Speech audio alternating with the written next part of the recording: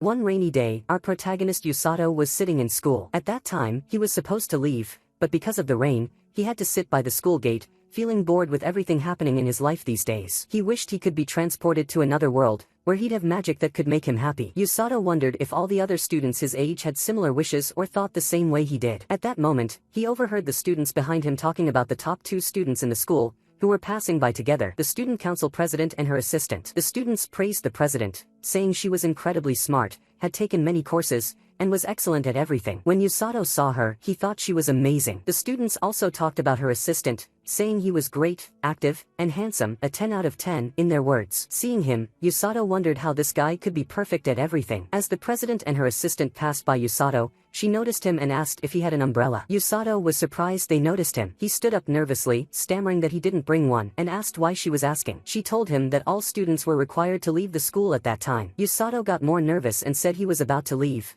But as he was about to go, the president stopped him. She told him that leaving in the rain like that would damage the student council's reputation. Her assistant, Kazuki, then offered, saying, "Don't worry, I'll lend him my umbrella." The president, Suzumi, asked Kazuki, "Do you know him?" To which he replied, "Yeah, he's my classmate." Usato was surprised and thought, "This is the first time we've talked." He realized that Kazuki was actually a very kind person. Usato took the umbrella from Kazuki and thanked him. They laughed together afterward, deciding to walk home together. Usato was shocked that he would be walking with the 2 most famous students in school and thought that the entire school would be jealous of him. Suddenly, as they were walking, they heard bells ringing everywhere. But Usato couldn't hear the same sound as Kazuki and Suzumi. They couldn't figure out where the sound was coming from, but Usato kept telling them he couldn't hear anything. Out of nowhere, a magical circle appeared beneath them, glowing intensely, and transported them to another world. The 3 of them woke up in front of a king and his entourage. Kazuki asked Usato if he was okay, and Usato replied, "Yeah, don't worry. But where are we, and who are these people?" Kazuki responded, "Honestly, I have no idea. I'm with you." Usato looked at Suzumi and saw that she was incredibly excited. She told him, "You're right, Usato. This really does look like another world." The king then spoke, saying, "You've finally woken up. I'm sure your sudden arrival here has confused you." Kazuki, angry, shouted, "Get to the point. Who are you, and what did you do to us?" The king responded,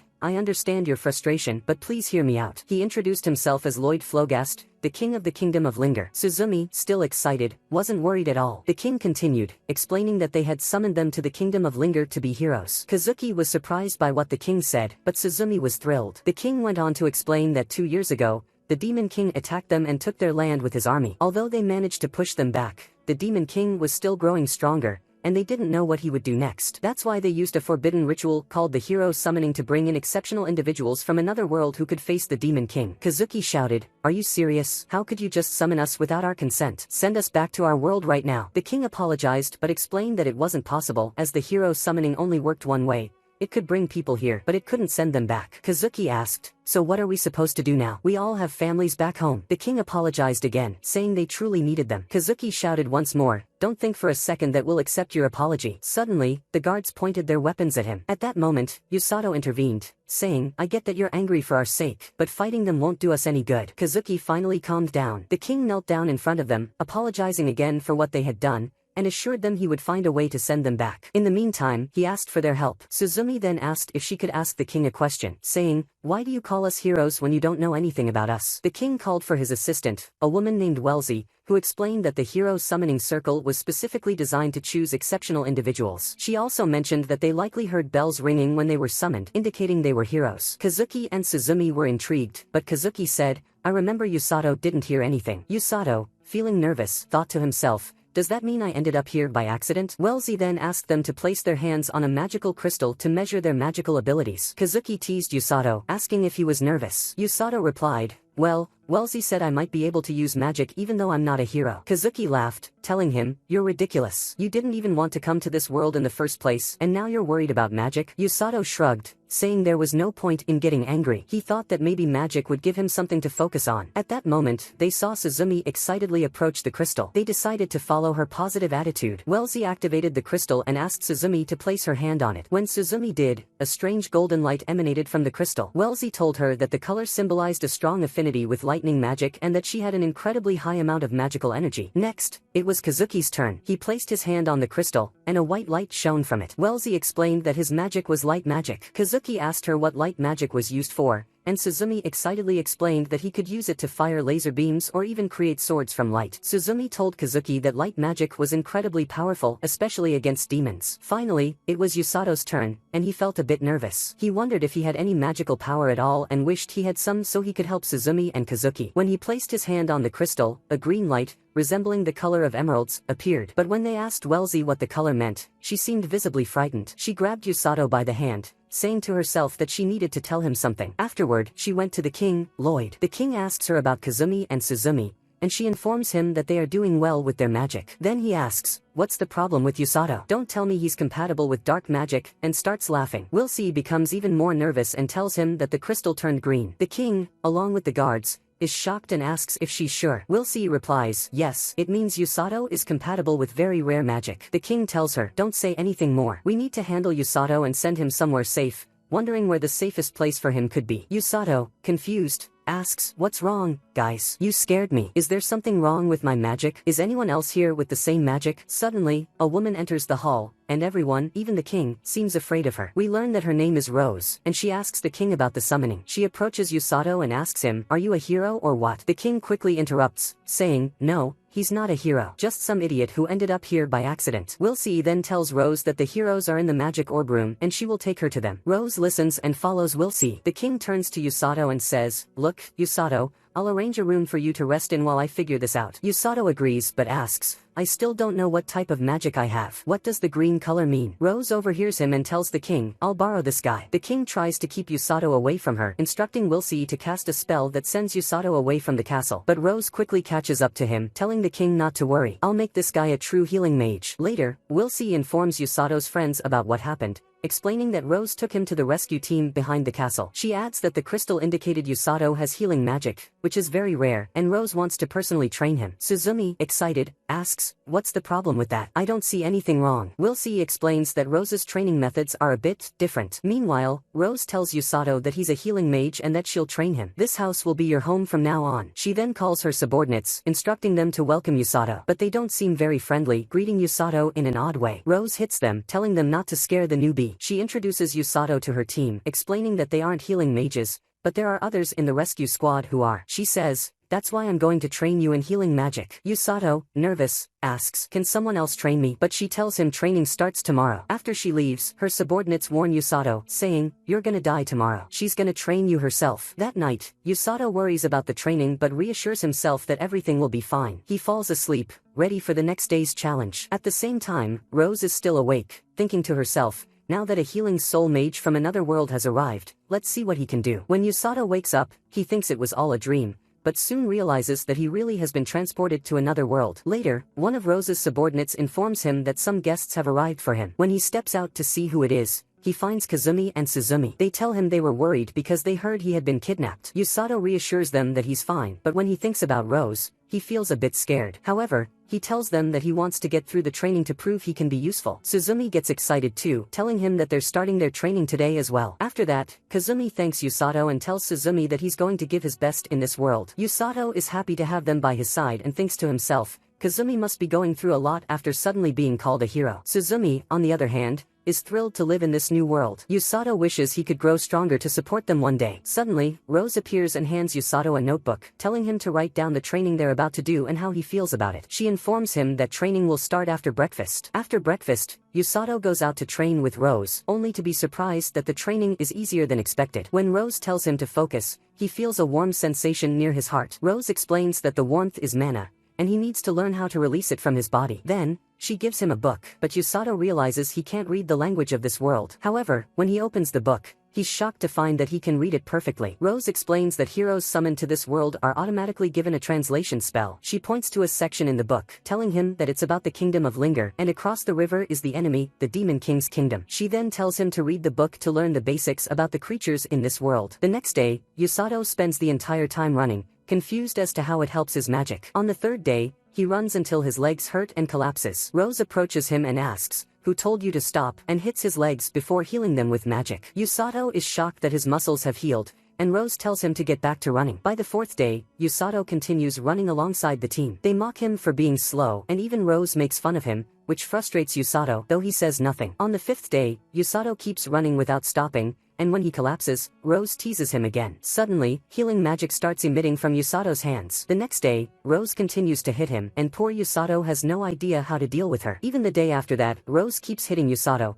so he uses healing magic on himself but notices he doesn't feel anything. He realizes that this is the importance of healing magic and feels more confident, returning to running. On the next day, Usato continues running, using healing magic to treat himself for exhaustion, but he's still anxious about the running. He wonders how running improves his magic power. Just after that, Rose demands that he increase his laps by 30 more and at a faster pace. Usato becomes frustrated but still can't say anything. On the 11th day of training, Rose adds an extra exercise, and Usato suddenly finds healing magic radiating from his entire body. At this moment, Rose explains to him that the reason he's been running every day is so he can run at full speed when attacked by enemies in battles. This is also to help him save his injured comrades in battle. Once Usato understands the importance of these exercises, he starts training better than before. On the 12th day, Usato runs until noon, then starts doing push-ups, and this time, he feels his body has become lighter. When Rose notices this, she realizes that he has started to get used to the tough training, so she adds some weights to his body while he runs to make the training harder. The next day, Usato is surprised to find that his lunchbox is missing,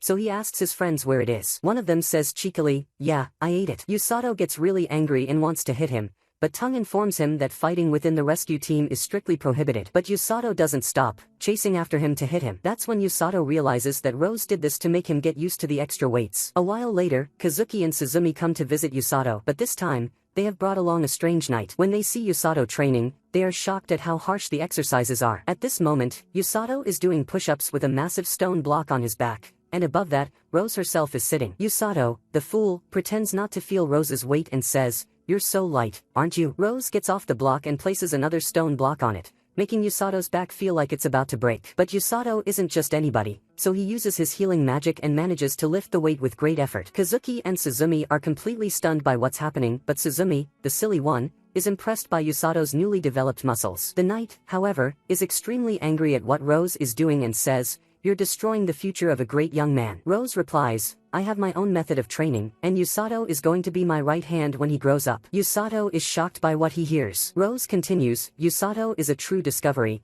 and I love his hatred for losing and his refusal to give up." Usato is even more surprised, as this is the first time Rose has ever praised him. Then, Rose tells him, "All right, go rest for a bit and hang out with the guests." Afterward, Knight Linus speaks with Kazuki and Suzumi, telling them, "Look after Usato until I get back. I need to have a word with Rose." Later, they all sit together, and Kazuki explains to Usato that Knight Linus leads the kingdom's army and is considered the strongest knight in the kingdom. He is also the one who teaches them swordsmanship. Usato then asks them about the girl who's with them, and she introduces herself as the princess of the Linger Kingdom. Usato quickly apologizes for his behavior, but the princess says, "No need for that. I don't like it when people talk to me too formally." The princess then offers them a delicious cake, and they are all excited and start eating together. Kazuki asks Usato if he does this kind of training every day. Usato replies, "Oh, come on, man. Today's training was actually light compared to what I usually do." Kazuki tells him, "We also go through tough training, but Knight Linus and the mage, we'll see, take our safety into consideration during it." Kazuki then asks Usato if he's doing alright there. Usato responds, "Honestly, at first, I didn't like the place and always wanted to run away,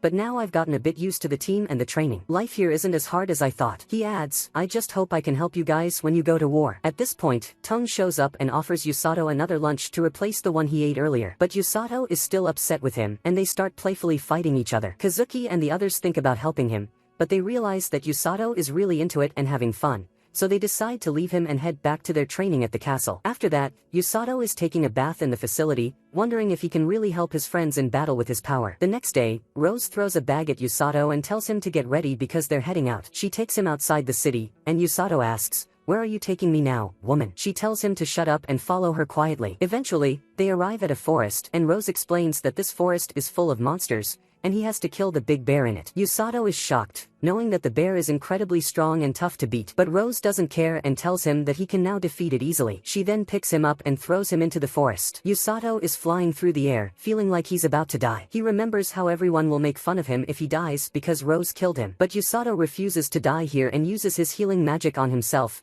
managing to land safely. He heals some of his injuries from the fall. Usato then thinks to himself that he can't return from the forest without completing Rose's mission, but he's terrified of the bears. However, Usato tries to encourage himself, calling the bears weak and stupid animals that he'll easily defeat. But before he can finish his thought, he spots a bear charging at him. Usato freaks out and starts sprinting faster than a cheetah. He remembers how he's become faster now and assumes the bear won't be able to catch him. Yet again, before he can finish his thought, he realizes the bear is gaining on him. At that moment, Usato recalls everything he's been through and realizes that this bear is nothing compared to what Rose has done to him. So he stops and gathers his courage to fight the bear. He's about to face it when suddenly, he's shocked to see that more bears have appeared and are now chasing him as well. Usato has no choice but to run again, but this time, he hears the sound of a waterfall nearby. He decides to run toward it and jump into it to escape the bears. He manages to survive as the bears finally leave him alone. That night, Usato dries his clothes and realizes he has nothing but a useless knife, and even the bread he has become too hard to eat. Usato knows that he must defeat the big bear to pass this mission,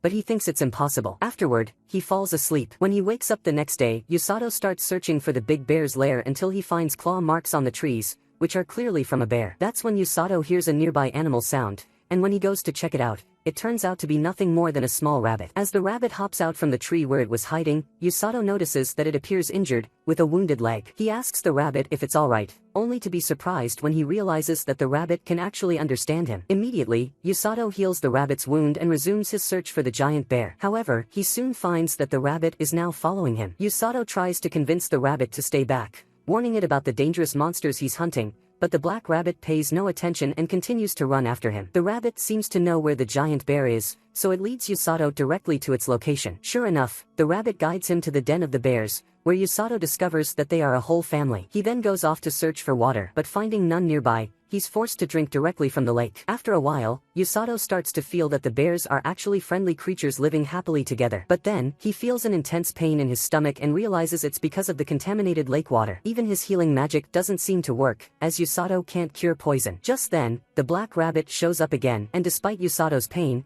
he's glad to see the rabbit. The next day, the rabbit leads him to a fresh, clean water source where Usato can finally drink properly. But suddenly, the rabbit freezes in fear, sensing a dangerous presence nearby. As they search for the source of this fear, Usato is shocked to find that the creature in question is a massive snake-like monster. Terrified by the serpent's overwhelming killing intent, Usato tells himself that it's best not to engage. For the next 4 days, Usato is unable to shake his anxiety and continues to simply observe the great bear from a distance. He's happy just watching the bear family, but he knows he can't leave without killing the giant bear. So, for the first time, Usato makes the decision to fight the great bear tomorrow. As a heavy rainstorm begins, Usato prepares to set out, but the black rabbit stops him. He decides to heed the rabbit's warning and stays put for now. The next morning, Usato heads out to kill the bear, brimming with newfound confidence, but the rabbit senses something strange. When Usato arrives at the den, he is horrified to find that all the bears have been slaughtered. He realizes that Rose will kill him for failing the mission, but then notices massive bite marks on the bears. He deduces that the giant snake is responsible for the massacre, not to eat them,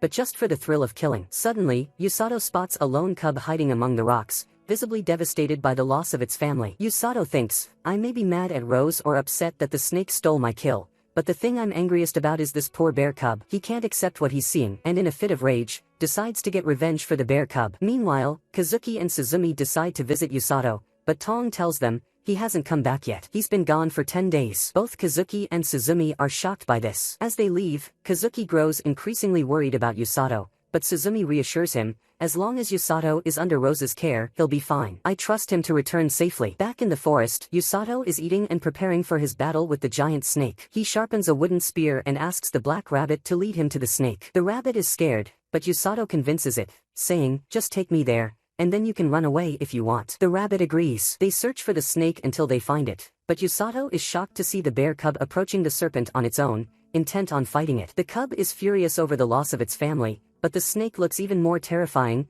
reminding Usato of Rose's intense gaze. There's no way we'll lose, Usato thinks. Nothing scares me more than Rose. With that thought, he charges at the serpent, but his attack is reckless, and the snake almost bites him in half. Usato barely dodges at the last second. Taking advantage of the moment, Usato stabs the snake in the eye with his spear, but the snake retaliates, striking him with its tail and sending him crashing into a tree. Usato quickly uses healing magic to recover and decides to attack the snake from its blind side, targeting the wounded eye. The snake, however, is smarter than him. It tricks Usato and manages to bite his arm. Despite the pain, Usato refuses to give up. He pulls out his knife and plunges it into the snake's mouth. The snake retreats, but Usato notices that its venom is now coursing through his veins, causing him to feel dizzy. Fortunately, because he was previously poisoned by the lake water, he is now resistant to poison. With renewed determination, Usato attacks the serpent again, this time with help from the bear cub. Together, they manage to knock the snake unconscious, but Usato doesn't stop there. He drives the spear deep into the snake's other eye, and the cub holds it down until they're sure the monster is dead. Afterward, the cub approaches Usato, grateful for his help in avenging its family. But suddenly, the snake springs back to life and attacks them. At that moment, Rose appears and finishes the snake off, turning it into a leather belt. She explains to Usato that the black rabbit had informed her of everything and that the rabbit is actually her pet,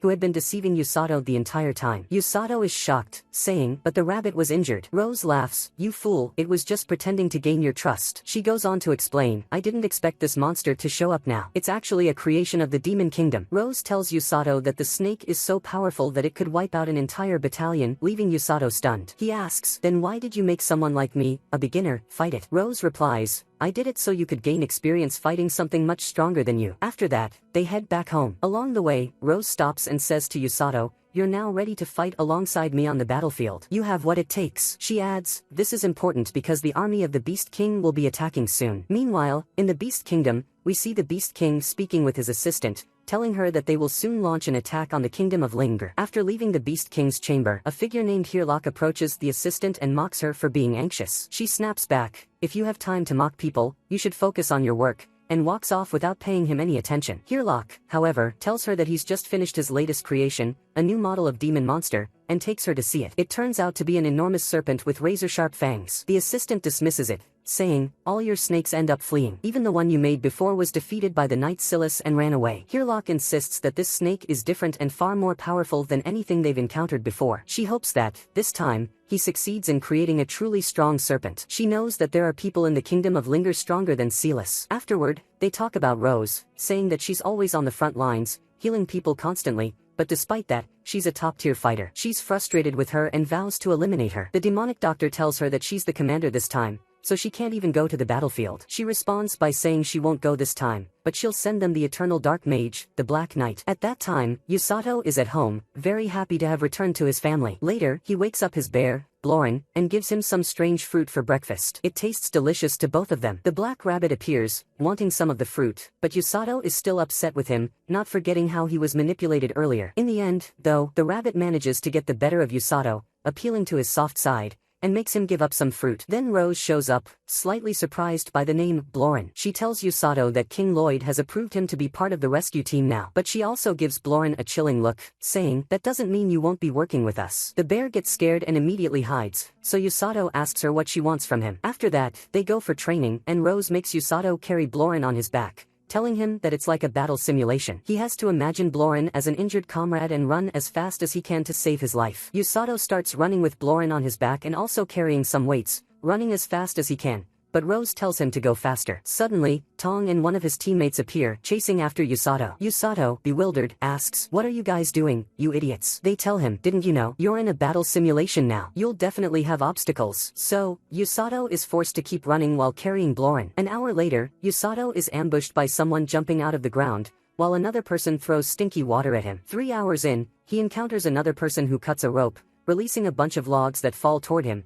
but he manages to avoid them by leaping over them. Because of everything that happens, Usato feels exhausted after 4 hours. Even the black rabbit appears to slow him down a bit. He keeps running but eventually can't handle it anymore due to his low mana and collapses on the ground. Talking to himself, Usato says, "I thought I could at least last half a day, but I only made it 4 hours." Rose then appears, telling him, "This is your stamina level in battle. You'll get tired and stressed out in war, which makes you lose strength faster than usual." She presses her hand to his head, using healing magic to restore his mana. She tells him he needs to build more stamina, not just for his body but for his mind as well. She also informs him that after regaining his strength, he'll have to run around the castle while still carrying Blorin. Usato starts running around town, and people are curious about what he's doing, carrying such a large creature on his back. But they calm down when they realize he's a member of the rescue team. At that moment, Blorin smells something and wakes up, pointing it out to Usato. It turns out that Blorin has caught the scent of the fruit they ate earlier, but Usato has no money left. He's completely broke. Usato asks his companion at the shop, "Why does everyone seem normal with me carrying this big bear on my back?" She explains, "It's because you're part of the rescue team. It's clear from your outfit, and we've gotten used to seeing all sorts of weird-looking people from the team running around town. Anyone used to seeing those strange faces would obviously find it normal to see someone like you carrying a cute bear." Usato starts to leave, but an elderly lady stops him and gives him a piece of the fruit, saying, "We're acquaintances now." Usato thanks the old lady, but Blorin ends up eating Usato's hand along with the fruit because he's so ravenous. After that, Usato runs off, intending to visit Suzumi and Kazumi at the castle. Suddenly, a strange man calls out to him and starts running after him, but Usato doesn't hear him. The poor guy runs after Usato, shouting, but Usato doesn't hear him until he collapses from exhaustion. Usato sees him and helps him to an empty spot, healing him. The man explains that he was chasing Usato to introduce himself as a new comrade. We learn that his name is Orga and he's one of the healers in the rescue team. Orga admires Usato for being able to endure Rose's training, as it's impossible for him and his younger sister to do the same. The two of them run a clinic in the town, treating the locals. Usato asks him, "So, why didn't you just heal yourself earlier?" Orga explains that he can't heal himself, only others. This teaches Usato that there are many different types of healers. At this point, Usato remembers when Rose told him he'd be on the front lines with her, healing the wounded. So, Usato asks Orga what he does on the battlefield. Orga explains that Tong and his team bring the injured soldiers back behind the front lines, where they heal them. Usato tells him that Rose requested he be with her on the front lines and asks if he'll be able to handle it. Orga explains that those fighting on the front lines face the greatest danger. At that moment, Usato remembers Suzumi and Kazumi. Orga continues, saying, "When heroes get injured, they just sit around,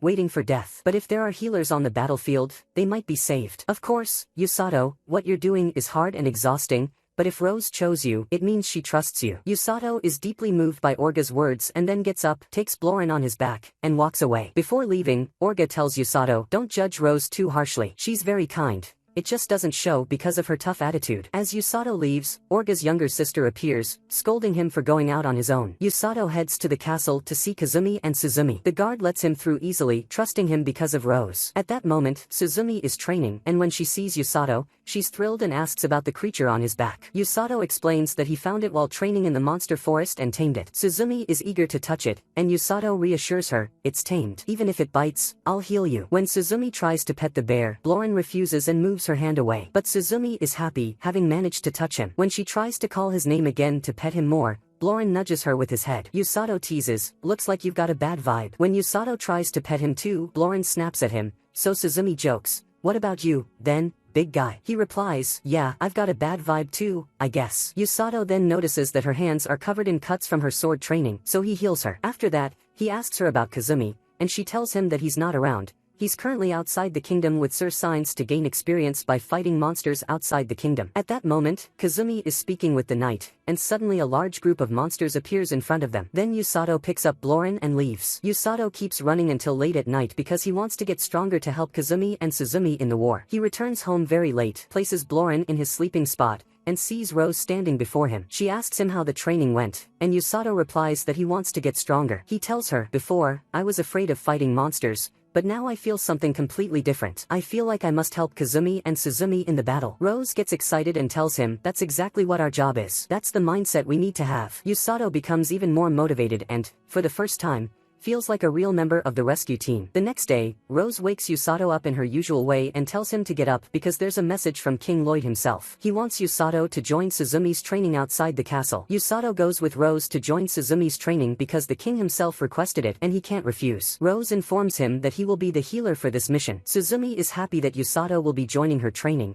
and she becomes even more excited when she learns that Blorin will be coming with him. Suzumi, being clueless, thinks that Usato brought Blorin for her sake, but Usato crushes her feelings, telling her, "No, I didn't bring him for you. I brought him because I can't leave him." But Suzumi doesn't mind and introduces him to the witch Korin and the knight Iruko. As they speak, Suzumi informs him that Usato's healing magic isn't the best. He can heal minor wounds but won't be able to treat severe injuries. However, since Suzumi trained under Sigel's virus, she's confident in her abilities and walks off. Meanwhile, Kazuki is back at training, and Princess Celia is worried about him since he hasn't rested since returning from the forest training. At that moment, Usato and the rest of the group head to Linger Forest. Usato remembers that this is the same forest where Blorin's family died, and he's afraid that he'll recall those memories and wish they could return. Suzumi, clueless as always, takes advantage of Blorin's nap, wanting to touch him, but this time Usato is the one who stops her, slapping her hand every time she tries to touch Blorin. Suzumi yells at him, "Where did you learn this extremely important skill of treating a respectable lady like me?" At that moment, Blorin wakes up and walks,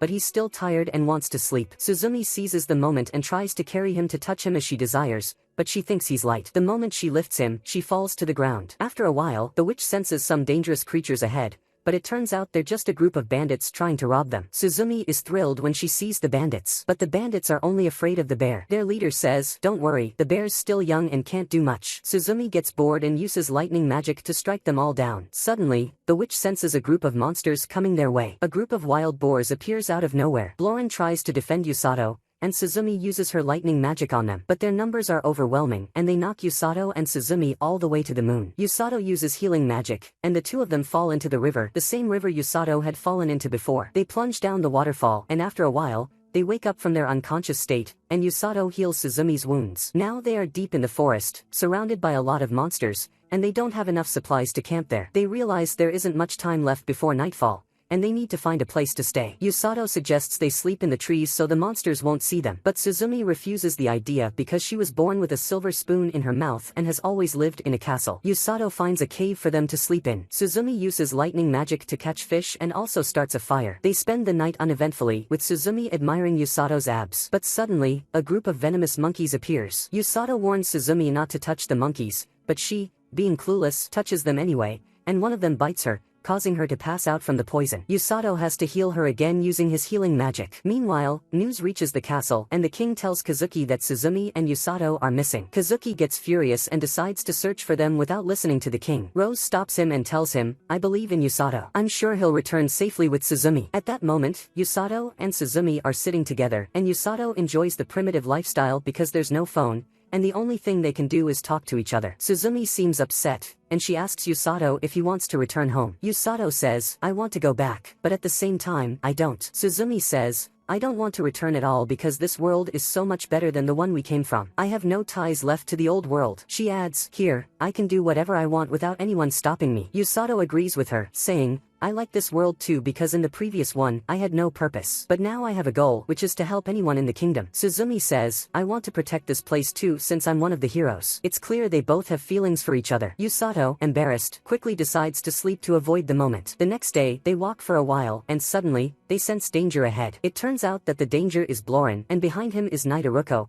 who is extremely exhausted from chasing after Bloren until he passed out. He explains that he had been chasing Bloren because he was able to track their location. At that moment, Bloren feels nostalgic for his family because the place they're in now used to be his family's den. But he overcomes this since he now has a new family. After that, they return from the forest. After they return to the castle, King Lloyd apologizes to them for putting them in such a difficult situation. And the naive Usato says, "Don't worry, I'm used to these kinds of things," almost revealing how Rose treats him. But he quickly catches himself, saying, "I didn't mean it like that. I meant I used to explore forests in my old world." He lies to the king, saying, "The training in the rescue team is going really well, because if he says anything else, Rose will turn him into boiled potatoes." After that, the king tells them they can leave now to get some rest after their forest training. As they're walking through the corridor, they run into Kazumi, who is running towards them, clearly worried. He was so concerned that he almost went to the forest by himself to find them. Suzumi calls Usato reckless, and he replies, "What are you talking about? You're the one who let the monkey bite you, causing you to pass out." She quickly shushes him so he won't expose her. Kazumi and Usato talk for a bit, with Kazumi saying Rose believes in him,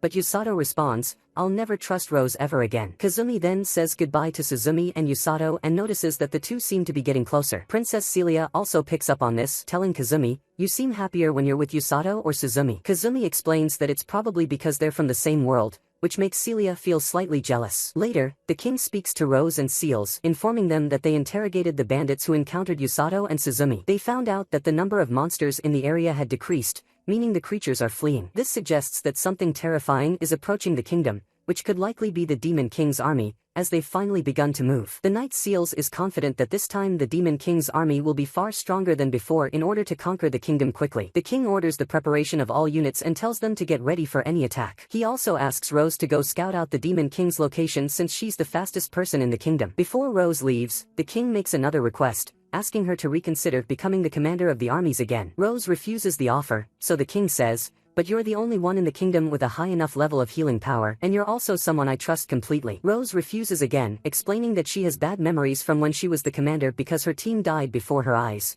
and she couldn't heal them or protect herself. She has a scar on her eye from the incident, which always reminds her of that day. She feels responsible for her friends' deaths, thinking it was due to her arrogance during the battle. She says the scar always reminds her of her actions, which is why she created the rescue team, to heal everyone without needing to fight. She tells the king that she wants a follower who doesn't die. The king is puzzled, saying, "That's impossible." Rose replies, "When you start looking, search for these 3 things: healing magic, high mental fortitude, and persistence. I've finally found that person." She is referring to Usato, saying, "He is the perfect follower because he's someone who hates losing and never gives up." She says he reminds her of the little brat who died in her arms, and that's why she's determined to turn Usato into the ideal healer. Meanwhile, Usato returns home to find a message left for him by Rose. She informs him that there won't be training tomorrow and that he needs to deliver the letter to the address marked on the map. At this time, the monster army is preparing to cross into the kingdom, led by one of the Demon King's generals and the Black Knight. The general gets angry at the doctor, telling him, "You're beneath me, and you will follow my orders." The doctor laughs at her, mocking how she couldn't control the situation perfectly. The general is planning to build a bridge to invade Linger Kingdom. But suddenly, another figure appears on the opposite side of the river. They aren't concerned until the figure throws a giant tree trunk, destroying the bridge in an instant. The general is shocked, realizing all their efforts were ruined in mere seconds. When she focuses on the person who threw the trunk, she recognizes it as Rose and becomes furious. It's revealed that Rose and the general have a bitter history. Rose escapes the area, successfully buying the kingdom a few extra days to prepare for war against the monster army. Meanwhile, Usato follows the map to the address and notices that people are surprised by how calm and composed he seems,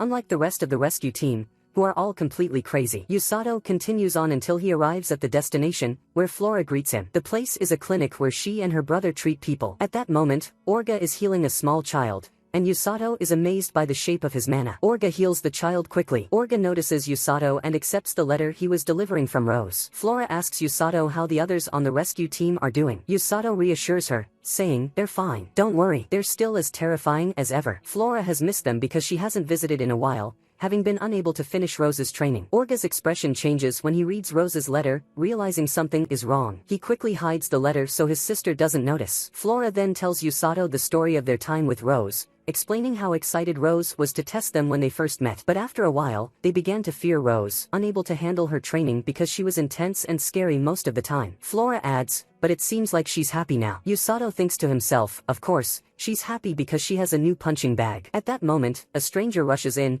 informing Orga that there's been an accident where someone fell off a roof onto 2 others. When they reach the scene, Orga is exhausted from trying to keep up with Usato's speed. They begin healing the injured, and Orga asks Usato to treat one of the victims. As Usato approaches, he notices the man is in critical condition with a deep wound. It's Usato's first time dealing with such a serious injury, as he's only ever healed minor wounds before. He's nervous, but Usato reminds himself that the war is coming, and he'll have to deal with injuries far worse than this. Orga encourages him, saying, "Focus on your mana flow. You're strong enough to heal the person in front of you. All you need to do is trust in your abilities." Usato thinks, "Even Rose trusts me, so how can I not trust myself?" He concentrates on his mana, releasing powerful healing magic and successfully healing the man's wound. Afterward, Flora compliments him, saying, "You were great back there." The man doesn't feel any pain now. Orga then asks Usato to come help them at the clinic whenever he's free. Usato promises to visit again later. Taking the opportunity, Orga finally tells his sister about Rose's letter, revealing it was a declaration of war. The Demon King's army is getting ready to attack. Usato, meanwhile, goes to buy some fruit and encounters a little girl. To his surprise, the girl tells him, "You're the only one who can see it, and you're the one who can change the future." Her eyes suddenly change, allowing Usato to see a vision of the future where he witnesses people dying. He realizes that the Demon King's army will slaughter their forces,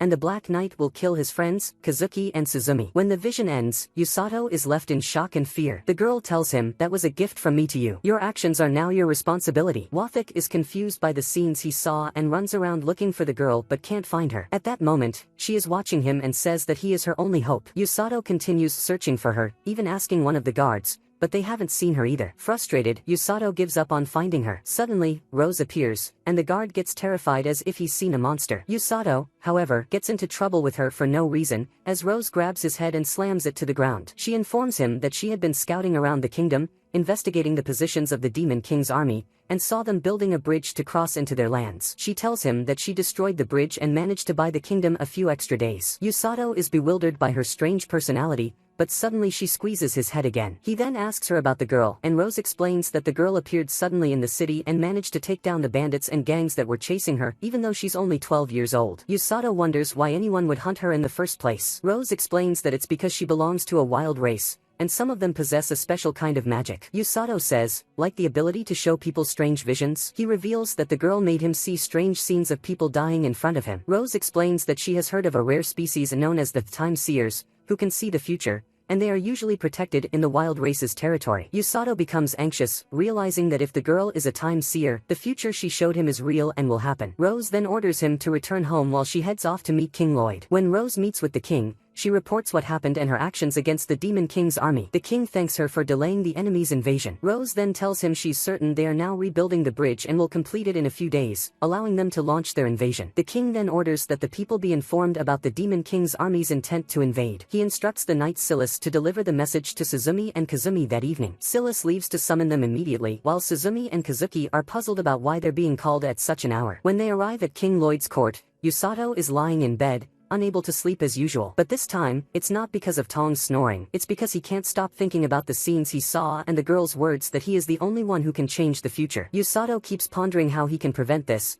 but he's unsure of himself and doesn't know how to do it. Suddenly, he sees lights floating around his window and gets scared, thinking it's a ghost. But when he checks, he finds out it's Kazuki using his magic to call him. The two sit down together, and Kazumi tells Yusato that the king informed them the war with the Demon King's army will start soon, and they are now preparing for it. Kazuki wasn't surprised when he heard the news, and Suzumi seemed ready and excited. Kazuki admits that, after hearing the news, he couldn't sleep that night and snuck out of the castle without anyone noticing. He starts trembling and confesses to Yusato that he's terrified. Even when he left the capital to train, the first time he saw the monsters, he froze in place, unable to move out of fear. But eventually, he managed to fight and encouraged himself, knowing he had to overcome his fear in battle. However, upon hearing about the Demon King's army, the fear returned. This time, though, he can't run away because the people of this kingdom love him, and he's lived with them for so long. Yusato tells him, "You're a great person, but you've been under a lot of pressure because everyone depends on you. But you don't always have to live up to their expectations. There's no harm in prioritizing your own feelings from time to time." Kazuki asks, "So, what will you do during the war?" Yusato replies, "I'll be going to save the people who get injured by the Demon King's army." He adds, "At first, I was really scared too, but I made an important decision and I can't back down from it now." Kazuki asks, "How can you want to sacrifice yourself in this world where you got stuck by mistake?" Yusato responds, "I can't deny that I didn't like how I ended up here, but now I've been through a lot, met people who care about me, and helped me become someone important. I can't just let them die." He adds, "Even if you don't fight like the heroes, you'll still be my friend." Kazumi is deeply moved by his words and slaps himself, deciding that he will help Yusato and Suzumi. But Yusato urges him to calm down and reconsider his decision. However, Kazumi has made up his mind and tells Yusato, "I feel great when I'm around you, and that's why I'm excited to fight and protect you." Yusato and Kazumi agree to protect the kingdom together. Kazumi says, "I'm glad I met you, Yusato," before leaving. Yusato then tries to go back to sleep but overhears everything from his conversation with Kazumi. He says, "Honestly, I'm exhausted right now, and I really need to sleep." Suzumi acts silly and admits that she had been following Kazumi to make sure he was okay, but now she feels relieved after Yusato made his decision to fight alongside them. Yusato responds, "Honestly, I don't want Kazumi to fight at all." Suzumi grabs his shoulders suddenly and asks, "So, you want me to fight alongside them, don't you?" Yusato quickly replies, "Of course not. But you're very different from Kazumi. You were the one who decided to stay in this world from the beginning." Suzumi understands his words, bids him farewell, and leaves. The next day, King Lloyd addresses all the kingdom's armies, informing them that the Demon King's army is preparing for war and will soon invade them. He then announces that the kingdom will intercept them in the Greenlands, and he's certain that this time they will be much stronger than before, making this battle far from easy. However, the king assures them that the kingdom is not weak, thanks to the presence of the hero Kazumi and the heroine Suzumi. The king reassures them that the kingdom of Lingar will emerge victorious, and they will set out tomorrow to defeat the Demon King's army. Afterward, Kazuki speaks with Princess Celia, telling her, "I will protect this kingdom with all my strength," before leaving. Meanwhile, Floor is trying to play with the bear Borin, but he refuses. At that moment, the black rabbit appears but also ignores her, leaving her disappointed. Her brother is struggling with the bags, and Yusato goes to help him. Floor continues trying with the animals, while Urga tells Yusato that Floor is just nervous because it's her first battle. At that moment, Rose calls Yusato to her room, and Yusato is nervous since it's the first time Rose has done that. When he enters, he finds her unusually calm. Rose says, "You remember the role I told you you'd play in the war, right?" She tells him to forget that now. They'll stay in the background, and Tong and the rest of the team will bring the wounded to them from the front. They'll heal them together with Urga and Floor. Rose warns Yusato not to make mistakes when using healing magic. Then, she presents him with a strange box. When Yusato opens it, he finds the official uniform of the rescue team. She explains that the outfit is designed to be visible on the battlefield. Yusato is thrilled with the uniform and puts it on immediately, looking quite impressive in it for the first time. But suddenly, Rose grabs him by the neck and says, The worst thing on the battlefield is not valuing your own life and prioritizing others instead. Yusato says, I get it. I don't want to die, anyway. Rose hits him on the head and says, stop being an idiot. I've seen people like you before, and they were the first to die on the battlefield. Don't underestimate your own life. The smartest rescuer is the one who doesn't do anything foolish. If you try to sacrifice yourself, I'll kill you before the enemy gets to you. Yusato removes her hand and says, I will protect everyone, and that includes me too. Rose is impressed by his confidence and courage. When Yusato leaves the room, he recalls the terrible future he saw and says with determination, I have one mission, and that's to make sure Kazumi and Suzumi don't die, no matter what. Then the rescue team convoy heads off to join the battle against the Demon King's army. Floor feels bored, so Tong explains that the capital is far away from where they're headed, so it's normal to feel that way. At that moment, Yusato asks Rose what demons look like. Rose responds, well, they look a lot like humans, but they have twisted horns. The big difference between them and us is their huge stamina and the enormous amount of mana they have. Even the regular soldiers among them are incredibly strong. Yusato feels really scared of them but remembers that Rose is even scarier. Rose speaks to him and praises him, saying, even though you were thrown into this world by mistake, I didn't expect you to become this strong. Yusato replies, of course, that's thanks to your tough training,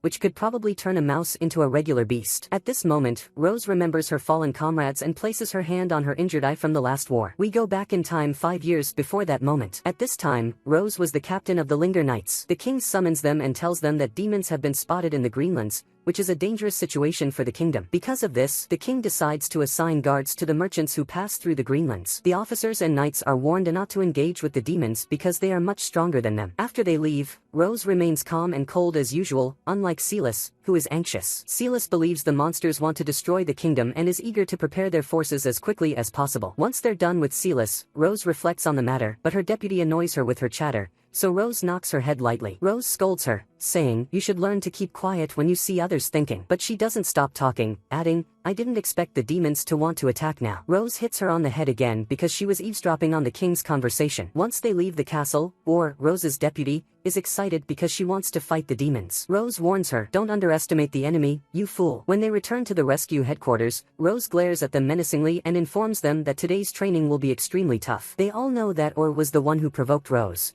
and now they'll have to suffer through the harsh training because of her. They sit down and begin hitting who tries to seek help from Rose, but Rose just ignores her. A week later, Rose goes to speak with the king, and he informs her that the Beast King's army is planning an attack and that a spy had alerted them to this. The king asks Rose to investigate the monster situation. He tells her that if the situation is urgent, she may use her strength to fend off the monsters from the kingdom. The king trusts Rose, believing she's wise enough not to attack the monsters without cause. Afterward, Rose returns to the headquarters and informs the team that they will leave tomorrow morning to investigate Linger Forest. Is overly excited about the mission, but her companions curse her because they've had to endure 2 weeks of grueling training because of her.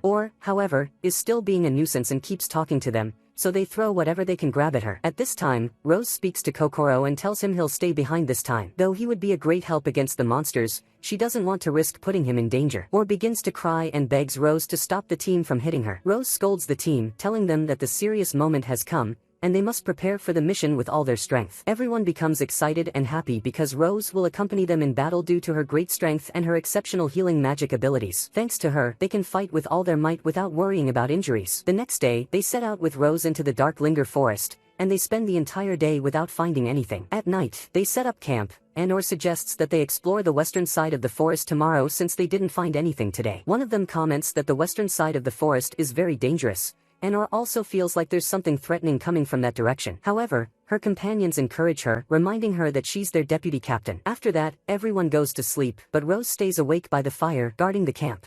Still awake, gets up to sit beside Rose. As she sits next to her, asks why Rose chose her to be the deputy captain. Rose replies, you're very skilled, and no one has ever complained about you. I'm even considering passing the title of captain to you in the future. I can't lead this unit forever, and one day I'll have to hand it over to you. Refuses, saying she couldn't possibly do what Rose does. She calls herself stubborn and says she doesn't listen to anyone, so she can't be the leader. Tells Rose, you're the only one who took care of me despite my constant stubbornness in everything. Even though I was annoyed by you at first, I ended up feeling happy to have met someone like you. That's why you're the only one who has to be the leader. Rose hits her lightly again, and says, I can't believe this is your reaction after everything I just said to you. Rose replies, I didn't choose you at random. I chose you because you never give up, no matter what happens, and you always look forward. That's a leader's mindset. Or is thrilled and bursts into laughter. Rose leaves her to get some sleep, and Or is surprised to find that all her companions had been watching and listening to her. They tell her, "We trust you, Deputy Captain," but Or is so embarrassed that she chases after them throughout the night. The next day, they find traces of demons in the forest. Suddenly, they hear the sound of monsters and head in that direction. When they arrive, the monster leader senses them, forcing them to reveal themselves. Rose approaches and asks the leader, "Nero, why are you getting closer to the kingdom?" Nero responds, "Honestly, I don't care much about this mission. I'm just doing it for the benefits I'll get from it." Rose asks him what this mission is, but of course, he refuses to tell her. Rose doesn't want to fight, so she tells him, "I'll overlook this matter if you leave now and return to your lands." But the demon isn't afraid of her and says, "I'm not letting you return alive after you've seen us." Everyone gets ready, and Rose prepares to unleash her full strength on Nero. Nero, who uses wind magic, attacks Rose with it. But Rose is just as fast and strong and manages to land a hit on Nero. Nero is shocked and thinks, how can a human be this fast? They keep attacking each other until Nero becomes excited by Rose's strength. He says to Rose, "I've never seen someone as strong as you before, even though you're my enemy." But Rose doesn't care about his words. Even though Nero surrounds her with his wind magic, she escapes the attack without severe injuries and heals herself with her magic. Nero gets even more fired up and uses his demonic power to summon a strange sword from beneath the ground to fight Rose with. But Rose isn't intimidated and prepares to attack him again. Indeed, they clash again, and the battle between them becomes fiercely intense. The demon army is incredibly strong, but the human army still manages to resist them. One of the humans uses sleep magic, and all fights with all her magical strength. At this moment, Rose dodges Nero's demonic sword because it's cursed,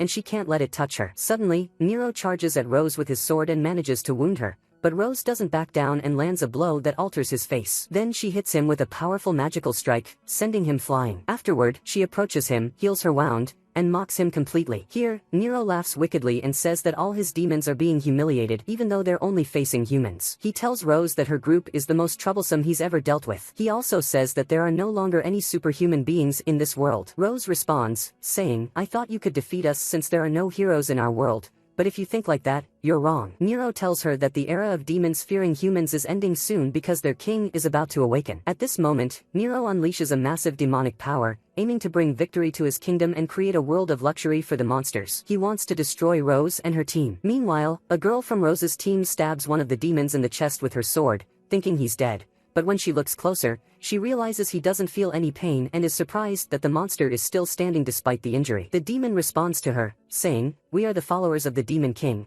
and even if we die, we will drag down those who oppose us with us." Rose wants to intervene and save the girl, but Nero keeps attacking her repeatedly, preventing her from helping. And then the disaster happens. The demon kills the girl. Everyone is shocked as they witness the death of their comrade. Rose becomes filled with anger toward the demons. But it doesn't stop there, as the demons capture another human and kill him as well. Suddenly, all the demons go wild, attacking the humans recklessly without caring for their own lives, showing no fear of anything. It becomes clear that Nero is responsible for this, using the power of his cursed sword to make the demons fearless, attacking with all their might. He tells Rose, "Now I've become a true demon, making all my followers die and take yours down with them." Rose becomes incredibly furious and loses control of her emotions, making her attacks easy for Nero to block. Nero takes advantage of this, launching his own assault, managing to wound her eye with his cursed sword. When Rose tries to heal her eye, she is shocked to find she cannot. It's revealed that this is due to Nero's sword, which can temporarily sever mana, making it impossible for any healing magic to work. At that moment, Rose's followers are crying out to her, begging her to come and heal them with her magic, but Rose is unable to move due to Nero. However, she doesn't want to give up either and attacks Nero again, but he exploits her recklessness once more, cutting part of her leg to disrupt her balance. At this moment, Nero strikes her again, and Rose is powerless to stop him. He prepares to deliver the final blow with his sword, but to Rose's shock, All takes the hit instead, sacrificing herself to save Rose. Rose is devastated to witness her friends dying before her eyes, remembering all their precious moments together. She blames herself for being selfish and weak, unable to protect her comrades. As Nero prepares to kill her, he points his sword at her, telling her that he will never forget the death of his followers, just as she won't forget the death of hers. Enraged, Rose grabs his sword with one hand and strikes him so hard that his eye ends up where his mouth should be. Nero tries to escape using wind magic, but Rose catches him quickly, slamming him into the ground. She then throws him into a tree and impales him with his own sword. At that moment, a demoness named Amila appears, revealing that Nero is her mentor. She begins to cry, wanting to save him. When Rose sees her, she remembers All and reluctantly lets Amila escape. Afterward, Rose rushes to All, who is crawling on the ground, trying to save her with healing magic. But All's wound is too deep, and Rose realizes she can't heal it. Before All dies, she tells Rose, "Stay the person we always used to respect." Later, Rose goes to the king to report what happened and also asks for permission to retire from the knighthood before leaving. As she walks through the kingdom, she encounters Josh's parents and expects them to blame her for their son's death.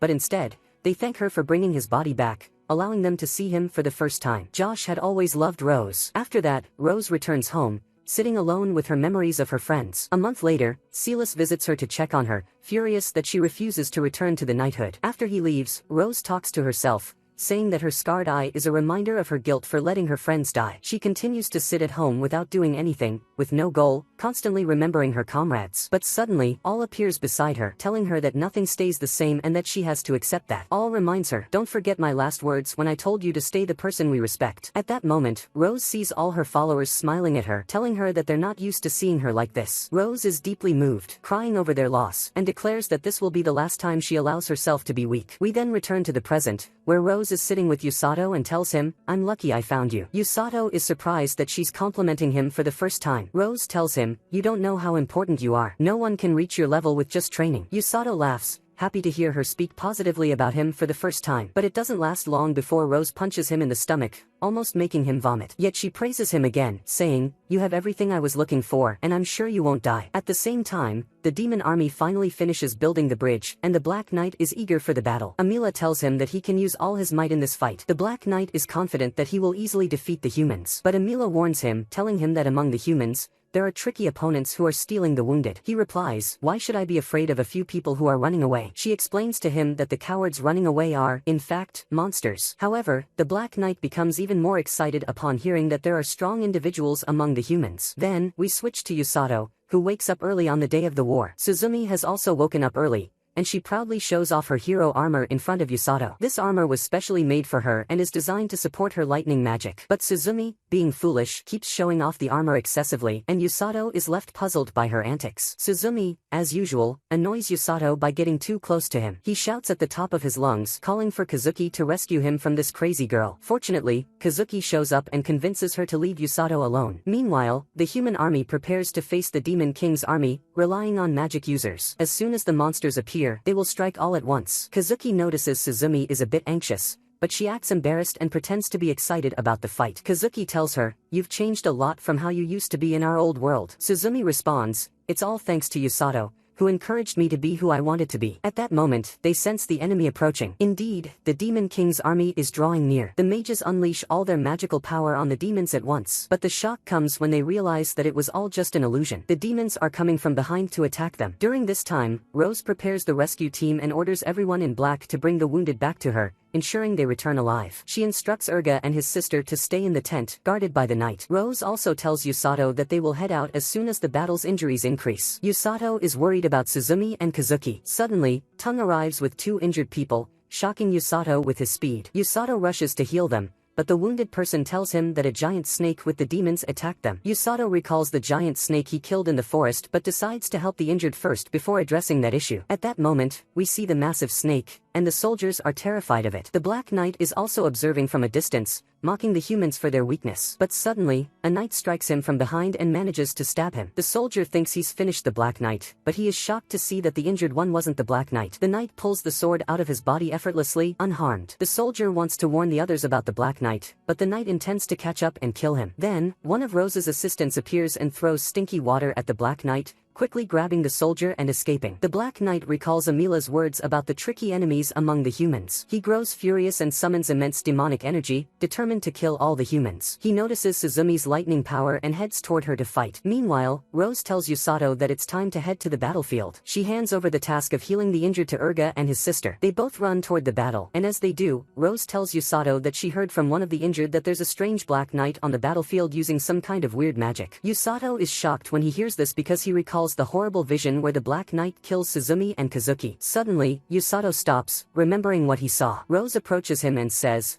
"I'll teach you a special technique so that you won't die in this fight." After that, they split up. Usato runs toward the right while Rose heads left. As Usato runs, he's shocked to see the battlefield for the first time. He sees one of the monsters about to kill someone, so he rushes to save them and runs off. But then another monster attacks him, and Usato skillfully dodges the attack and continues running swiftly. At the same time, Rose is leaping over the monsters, grabbing the injured, and running away, leaving the monsters astonished by her incredible strength. Suzumi, meanwhile, has also managed to defeat a large number of monsters, but she seems anxious, sensing that something is off. Suzumi wants to clear the way to the enemy leader, but then the Black Knight appears, shocking everyone. They don't know what kind of creature he is. Suzumi tries to warn her guards not to attack him because of the Black Knight's danger, but they don't listen and attack him immediately. They manage to wound him, but the Black Knight doesn't do anything to defend himself. Suddenly, sharp blades emerge from the Black Knight's body, and even the soldiers who struck him with their swords seem to have been the ones injured. Kazuki, too, recklessly faces the Black Knight using his magic, but Suzumi stops him at the last moment before he gets hurt. However, Kazuki's light magic manages to hit the Black Knight in the shoulder. Suzumi then realizes that the Black Knight's magic is a reflection magic that can reflect any attack directed at him. Even Kazuki's blow is returned to him, and he suffers a severe shoulder injury. Usato is running toward them, recalling the terrifying nightmare he had. He becomes anxious as he remembers his team lying on the ground, unfocused. A demon is about to kill Usato, but one of Usato's former rescuers appears and saves him. He tells Usato that Suzumi and Kazuki are on the front lines of the battlefield. At that moment, Suzumi devises a plan and tells Kazuki to follow her lead. She moves quickly and, with Kazuki's help,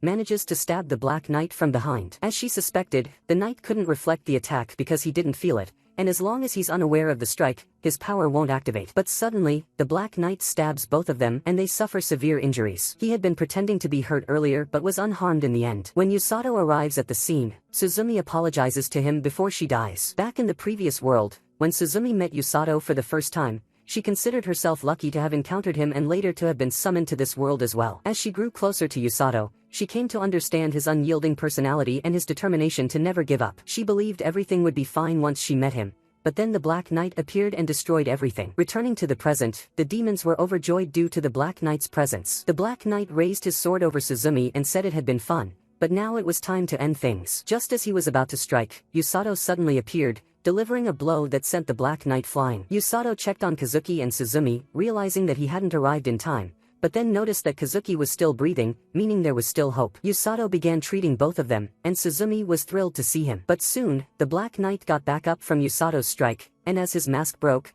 it was revealed that the knight was actually a woman. The knight charged at Usato again, but Usato used his speed to dodge the attack. He asked Suzumi if she was okay and informed her that Kazuki's wounds were nearly healed and that he would wake up soon. The Black Knight caught up to him and blocked his path. Suzumi informed Usato that his earlier strike was effective, which was strange because the knight's armor usually deflected all attacks. The Black Knight said, "I don't know how you managed to land a hit, but I won't let you off now." Usato didn't want to fight, but with the Black Knight standing in his way, he had no choice. He was ready to face her with all his might. He left Kazuki in safe hands. The Black Knight prepared her magic, revealing her plan to heal herself even if Usato managed to wound her. But Usato's magic of healing negated her deflecting ability, something that even the Black Knight didn't understand. Usato launched an attack, combining all his strength in one hand and struck the knight, cracking a large portion of her armor. The Black Knight was shocked and became furious at Usato, attacking him relentlessly, but Usato dodged every strike with ease. At that moment, Kazuki woke up from his unconsciousness, surprised to find his deep wound healed. Suzumi explained that Usato had saved them and was now fighting the Black Knight with all his strength to protect them. Suddenly, the Black Knight managed to strike Usato's arm, but surprisingly, the armor lost its power against Usato's healing magic. Kazuki realized that Usato was in a continuous state of healing, which meant that even though he was healing his enemy, he was also weakening the Black Knight without her noticing. Usato was exploiting the knight's vulnerability, using healing magic in a way it wasn't intended to be used, making it a genius, albeit reckless, strategy. Frustrated, the Black Knight called upon all her demonic power at once, causing her sword to grow even larger. But Usato wasn't afraid. He was ready to end the fight on his own terms. He focused all his healing magic into his hand and struck the Black Knight's sword, unleashing an enormous amount of energy. In the end, Usato managed to shatter the sword using healing magic. He punched the Black Knight with such force that healing magic spread everywhere. The knight's black armor evaporated, revealing the monstrous girl inside. Usato named this attack the Ultimate Healing Fist. But he didn't stop there. He returned to the battlefield to heal the injured soldiers, as that was his duty. Seeing their Black Knight defeated, the remaining demons fled. Suzumi approached Usato and told him, "You saved me from death, healed many soldiers, and defeated the Black Knight. You've really gone above and beyond this time." Usato felt embarrassed, and Suzumi returned to her usual strange self. Usato explained that the blow he delivered to the Black Knight was imbued with healing magic, a technique that Rose had taught him. We then learn that Rose had once told Usato, "When you face your opponent, coat your hand with healing magic. That way, you won't injure them but you'll knock them unconscious, making it a way to incapacitate your enemy without harm. Suzumi felt hopeless about Yusato since he was now starting to imitate Rose's wild behavior, but she thanked him nonetheless for saving them from death. Yusato replied, "Thank who? This is my duty. After all, you and Kazuki are my closest friends." At that moment, Kazuki informed them that the giant serpent was approaching the kingdom, and they needed to defeat it. Suzumi decided to go with him. Yusato wanted to join them, but Rose suddenly appeared and stopped him, demanding to know exactly how he predicted that the Black Knight would target Kazuki and Suzumi. After that, the two of them left the battlefield, with Rose not quite believing that Yusato had managed to do everything on his own. She told him, "You saved two heroes, defeated the Black Knight, and crushed the morale of the enemy. You really did everything right." She then added, "Since the battlefield is safe now, you're coming back to the camp with me." Before leaving, Yusato told Suzumi and Kazuki, "I'll head back to the camp. Don't die out there. You two are heroes too. Finish off the enemy and return safely." Kazuki and Suzumi vowed to cherish the lives Yusato had saved. Then, Yusato and Rose returned to the camp. Meanwhile, Emila was shocked by the Black Knight's defeat and couldn't believe that a mere human could overcome her magic. Her monster companion informed her that the one who defeated the knight wasn't even a hero but an ordinary man in white clothes. Angry, Emila ordered Hirolam to summon the white serpent and withdraw from the battle. As Hirolam was about to withdraw his serpent from the battlefield, he noticed that Suzumi and Kazuki were facing the monster, determined to defeat it. Back at the camp, Yusato continued healing the people there. Suddenly, everyone noticed a large thunderstorm in the sky, and they realized that the heroes had defeated the serpent. Afterward, Yusato considered rejoining the army, but Rose told him, "Are you crazy? There are way too many of them, and you'd definitely get killed if you went." She then spoke to Yusato, saying, "If you hadn't predicted the Black Knight's attack on the heroes, they'd be dead right now. You acted exactly like a member of the rescue squad." Yusato reflected on all the moments since he arrived in this world and felt happy that he had finally achieved his goal. Tears of joy streamed down his face. Rose remarked that Yusato resembled the first hero. Suddenly, Yusato fainted from extreme exhaustion and a lack of mana, and Rose carried him off. We see Yusato sitting with Bellorin, telling them how difficult everything was and that King Lloyd said he would reward them, summoning them to receive their reward. Yusato is very nervous because it's his first time standing in front of such a large crowd. Rose hits him during the ceremony, but he's still happy because he's never received a reward before. Yusato notices that Bellorin has gained weight while he was away, which annoys Bellorin. At that moment, one of Yusato's friends arrives and tells him they need him at the castle. When Yusato asks why they need him, his friend doesn't answer and just tells him to be careful while passing through the city, leaving Yusato confused. As Yusato heads through the city, he finds the people gathering around him because he's from the rescue team, and he's standing there, shocked and not knowing what to do. When he reaches the castle, Arko tells him that this is natural after what happened in the battle, explaining that they saved many people and that Yusato saved the entire war. Yusato then goes to meet the king, who apologizes for summoning him twice in such a short time. The king explains that they need his power to interrogate the Black Knight. Yusato recalls how they defeated the knight and asks what happened. Saris explains that the knight wasn't aggressive during the interrogation, but they still couldn't get any information from her. The knight had told them she would cooperate if they agreed to her demands, and her only demand was for them to bring Yusato to her. At this point, Suzumi accompanies Yusato to meet the knight. She casts her magic around him and says, "Don't worry, I'll handle it if the knight tries anything against you." Yusato is confused because he had heard the knight was cooperating, and he reminds Suzumi that she lost against the knight. Suzumi feels embarrassed, knowing that only Yusato and Rose could defeat the knight, but she still wants to act as a shield for Yusato in case something goes wrong. Saris explains to Yusato that the Black Knight has a strong affinity for dark magic, which was neutralized when Yusato attacked her with his magic. Yusato understands that their powers cancelled each other out,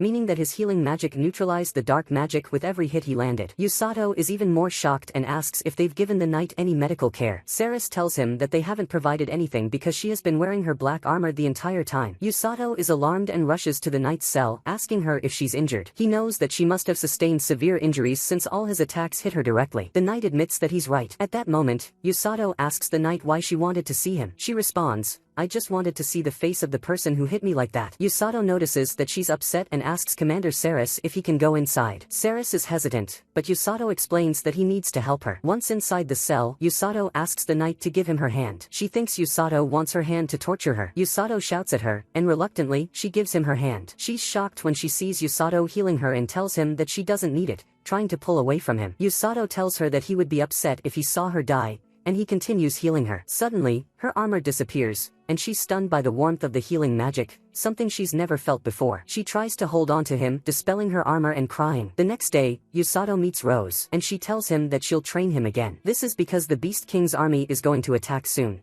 so she wants to teach him a few things before that happens so he'll be ready. Yusato tells her that he also wants to know the level of his healing magic since he can't heal complicated things like diseases. Rose explains that this type of healing magic is difficult for his current level, and it's too soon for him to try. Yusato asks if there are any physical exercises, and Rose tells him that his physical strength and endurance are high, so they don't need to worry about that right now. Yusato is confused and asks what they'll be doing exactly. He becomes scared when Rose adjusts her stance and asks what she's planning to do, calling her a crazy woman. She tells him that she's going to spar with him, hitting him faster than he can react. She tells him to try to dodge her attacks, but he's terrified and steps back, asking if she really hates him. He says, "If you hit me, I'll explode right away," and Rose laughs wickedly. She says that means they'll move on to the next phase. Yusato becomes even more scared and says, "Fine, send me to fight the Beast King instead. That's better than this." Rose then asks him if he thinks he can heal himself when he's injured. She tells him that healing magic doesn't work on wounds caused by cursed weapons. She smiles and tells him he's not bad and that they'll start slowly. Yusato says that he shouldn't be hit unless it's gentle, and he calls her a monster. Rose gets annoyed,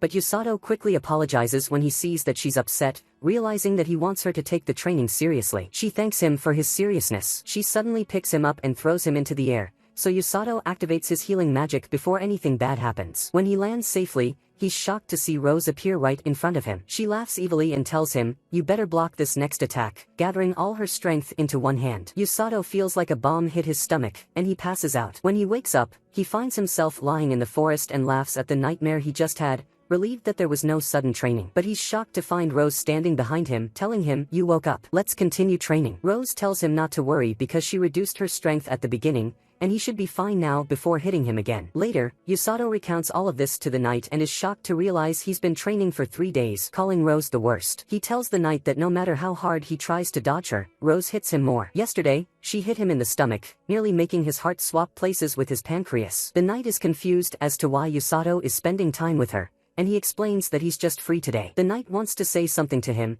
but changes her mind, puts on her armor, and tells Yusato to leave. As Yusato walks around, he thinks back to what happened during the battle. Suddenly, he senses a strange magical power pass by him. He goes to investigate and finds that it's coming from Kazuki. When Kazumi finishes his training, they sit together with Celia. They talk for a while, and Celia tells Yusato that they've gathered enough information about the Demon King's army. She adds, "I heard that without you, Yusato, we would have lost." Afterward, Yusato leaves them, and Kazuki shyly tells Celia the truth about how he almost died in the battle. Meanwhile, the knight is puzzled by Yusato's frequent visits and conversations with her. Suddenly, Rose walks in, realizing that this is the person Yusato has been talking about. Rose speaks to the knight and tells her that she now has only 2 options. The first option is to stay in the cell for the rest of her life. But before she can finish, the knight interrupts, saying, "Kill me." Rose tells her not to rush her fate and opens the cell, telling her that the second option is to become her subordinate and that Rose will take care of her. The knight is shocked, and Rose hits her on the head. Rose places a magical device on the knight that reduces her mana and explains that they could keep her imprisoned forever, but that would be a waste, so it's better to make her good. Meanwhile, Yusato is training with Bellorin, but Rose suddenly appears, carrying the knight. Yusato offers his condolences to the knight for what's about to happen to her. That night, Yusato goes to Rose's room, and she informs him that the king has chosen 3 heroes, including him, because he believes they can accomplish this mission. The next day, Yusato is walking through the city when he runs into Suzumi. Suddenly, Yusato notices the fox girl. He grabs her, lifts her off the ground, and tells her, "We need to talk." The girl calmly tells him that she has been waiting for him, and now it's time for him to repay his debt to her, asking him to heal her mother. Suzumi gets really excited when she sees her because she has fox ears and a tail. At that moment, she talks to Amako and tells her, "You're the only one who can save my mother." We learn that this girl's name is Amako, and she's from a fox tribe. She says to Yusato that she wants to continue talking with him alone. Meanwhile, the knight is still training, and the rest of the team is teasing her because she's very slow, even though she's very strong. She can't handle the intense effort and sits down on the ground exhausted. Then Rose comes to her and yells at her to keep running. At that time, Yusato is with Amako, and she's not opposed to Suzumi hearing her secret because she trusts that Suzumi won't tell anyone. Yusato then asks her about the spirit, and she explains that she had to show it to him or the heroes would have died, and the kingdom would have been destroyed. Amako tells him that she saw this vision a year ago,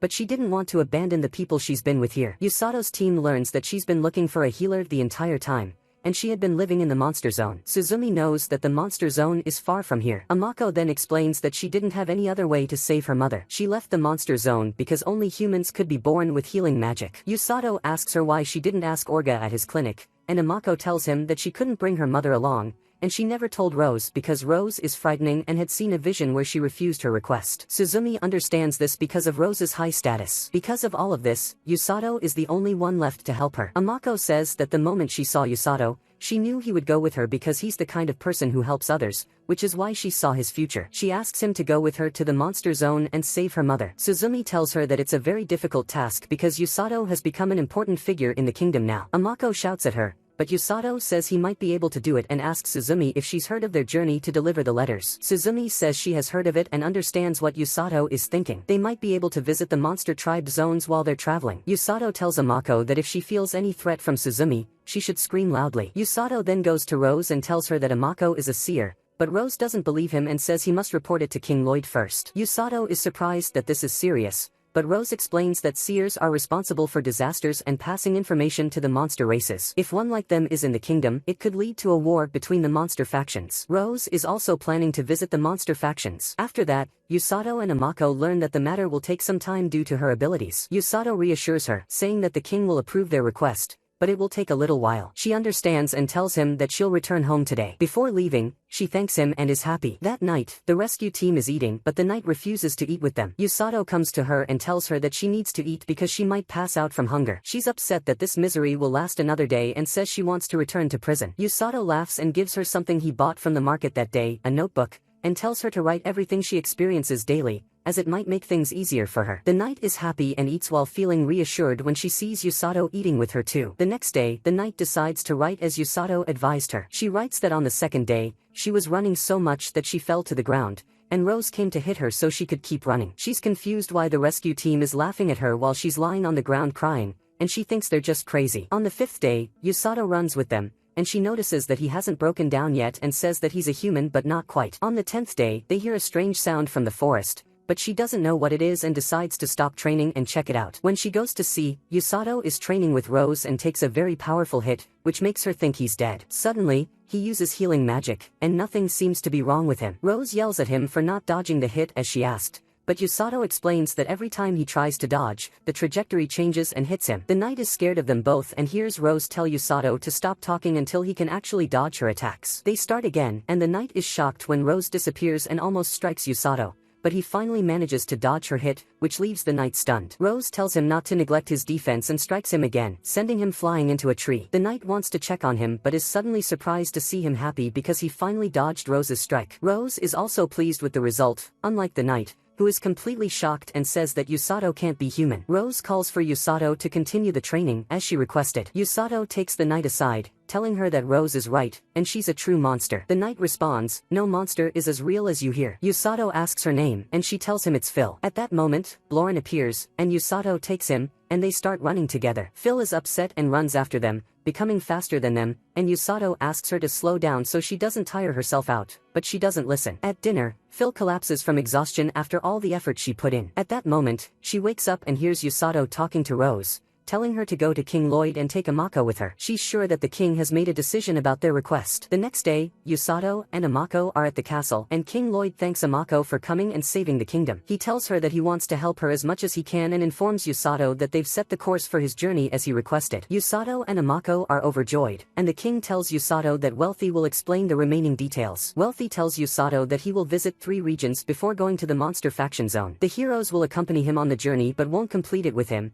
and he will also have 2 knights with him. Yusato suggests bringing the knight Orok, and he successfully does so. He also brings Blorin as his special knight assistant. At that moment, Phil is running from something and is terrified because Rose is chasing her quickly and strikes her. Phil is upset because she wants to escape, and she also hears about Yusato's journey, but she wants to go with him. Rose tells her they'll return to their original home to train and then discuss the situation. To the west, Yusato meets Phil, and she's upset because he's leaving and will leave her behind. Yusato laughs at her until she gets upset and walks away. He then meets Rose, who tells him that this journey will teach him many things, and she's expecting more from him. Yusato is moved and decides to continue his life with her and his friends in this world. He says goodbye to his friends and sets off